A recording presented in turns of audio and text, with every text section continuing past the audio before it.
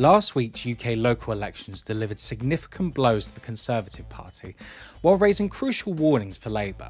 The Tories faced a crushing defeat, losing around half of their defended seats and coming in third nationally. Veterans elections expert Sir John Curtis described it as catastrophic and possibly their worst performance in 40 years. Tory spokespersons are clinging desperately to a variety of thin straws to find something positive in the results. So they were focusing on hanging on to two Metro mayors in West Midlands and T Valley, where both Conservative candidates have gone out of their way to disassociate themselves from their national party. But these provided only a single crumb of comfort.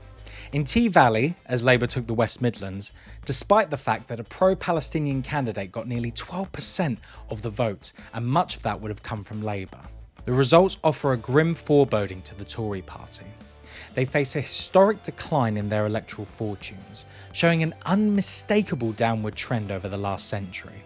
But it now looks highly likely that their percentage vote in the coming election will be their lowest for more than a century. There is hardly any political commentator, either in the Tory party or in Labour, who does not now believe that Labour will win the coming election. The only question is how big the majority will be. But here's the twist. Despite Labour making gains, they're bleeding support due to concerns over Keir Starmer's rightward shift and stances on issues like Gaza. Labour did win big in mayoral races, with Sadiq Khan's decisive win in London attributed to his left-leaning policies. However, the broader picture reveals Labour's struggles, winning fewer seats than expected while losing ground to smaller parties like the Greens and Independents. The Green Party saw gains, especially among younger voters disillusioned with Labour's climate policies. As spoken about before, Labour's stance on Gaza cost them support among Muslim voters, also contributing to Greens and Independents. This, then, is the key factor.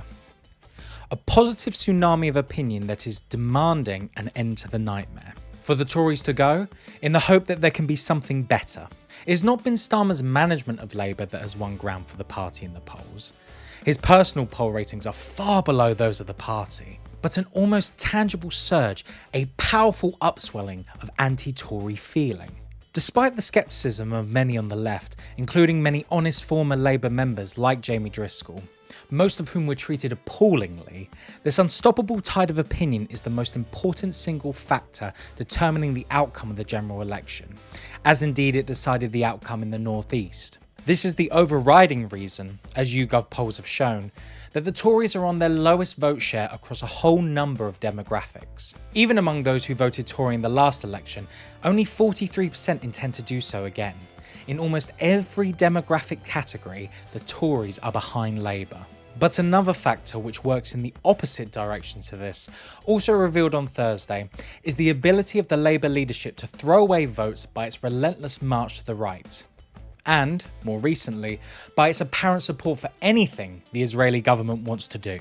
It is not impossible that Starmer might yet lose more votes, as he is reported to be considering watering down yet another commitment, this time on workers' rights. Starmer's homeopathic approach to commitments, the more dilute they are, the more effective he thinks they will be, is a vote loser, not a winner.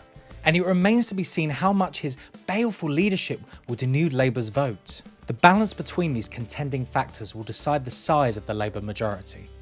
But for the moment, it looks like the first factor is greater than the second, and Labour will get a sizable majority. The problem that Keir Starmer will have is that the bigger his majority, and it could be very big, the greater will be the weight of expectation placed on the new government.